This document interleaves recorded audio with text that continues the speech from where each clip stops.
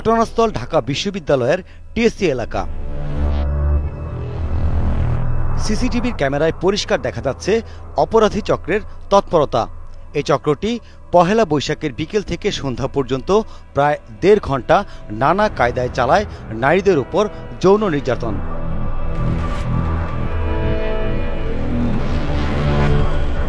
সিসিটিভির ফুটেজে দেখা যায় সন্ধ্যা ৭টার দিকে সোহরাওয়ার্দী উদ্যান থেকে বের হয়ে আসে কয়েকজন তরুণী। হঠাৎ তাদেরকে ঘিরে ধরে কয়েকজন যুবক, তাদের উপর চালায় নির্যাতন।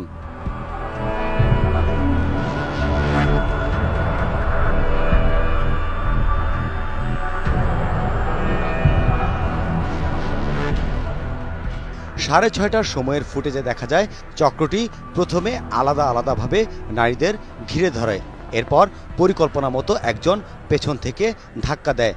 এরপরই চলে নির্যাতনের ঘটনা।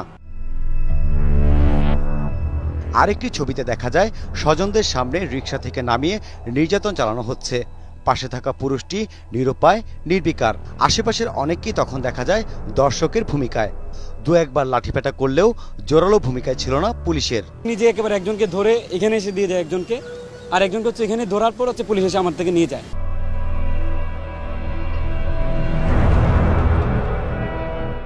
অল্প কয়েকজন যারা নারীদের বাঁচাতে এগিয়ে এসেছিল নির্যাতনের শিকার হয়েছে তারাও। এমন একটা অবস্থা ছিল যে আমি কাউকে সহায়তার জন্য ডাকবো সেই ভয় পাচ্ছিলাম, কারণ এমন ভয় পাচ্ছিলাম যে ওই লোকটাকে যদি আমি সহায়তার জন্য ডাকি সে না হচ্ছে আবার ওই যৌন নিপীড়নের সঙ্গী হয়ে যায়। ঢাকা বিশ্ববিদ্যালয়ের উপাচার্য অধ্যাপক আরিফিন সিদ্দিকী বলেন, এই ঘটনার সাথে জড়িতরা সবাই বহিরাগত, তদন্ত করে বিচারের আশ্বাস দিলেন তিনি। যে ঘটনার কথা পত্রপত্রিকায় এসেছে সেটা যদি সত্য হয় এটা আমাদের সবার জন্য অত্যন্ত লজ্জাজনক।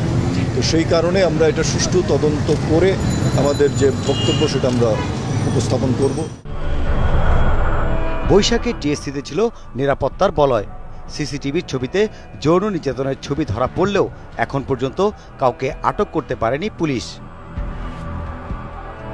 জেমসন মাহবুব, ৭১, ঢাকা।